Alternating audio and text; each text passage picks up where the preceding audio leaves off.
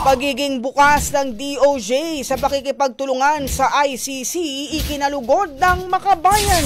Pangulong Marcos sinimok na magpamiyembro na muli ang Pilipinas. Brigada Haji Caaminio, ibrigada mo! Brigada! Live report! Napalapit ng hakbang ang Pilipinas tungo sa tamang direksyon sa pagkamit ng hustisya para sa umano'y libo-libong biktima ng extrajudicial killings sa ilalim ng Administrasyong Duterte. Ito ang pananaw ng Makabayan Bloc sa Kamara matapos na maging bukas ang Department of Justice na makipagtulungan sa International Criminal Court hinggil sa investigasyon sa drug war killings. Pero iginiit ni House Deputy Minority Leader Franz Castro na hindi sapat ang limitadong kooperasyon kundi kailangan bumalik na ang Pilipinas sa membership nito sa ICC upang mapanagot ang lahat ng responsable sa pagpatay.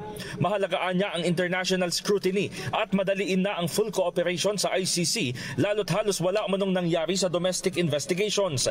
Nanawagan din si House Assistant Minority Leader Arlene Brosas kay Pangulong Bongbong Marcos na gumawa na ng konkretong hakbang at formal na ipasok muli ang bansa bilang miyembro sa ICC. Gayon din ang pagpapalakas sa domestic mechanisms para sa hustisya at pananagutan at pagprotekta sa mga testigo at pamilya ng mga biktima. Dagdag pa ni Congressman Raul Manuel, nagsisimula ang daan tungo sa hustisya sa pagkilala sa mga nakalipas na maling gawain at pakikipagtulungan sa international accountability mechanisms. Maaari umanong maging instrumento ng hustisya ang ICC at hindi hadlang sa soberanya dahil na rin sa anyay bulok na sistema sa Pilipinas.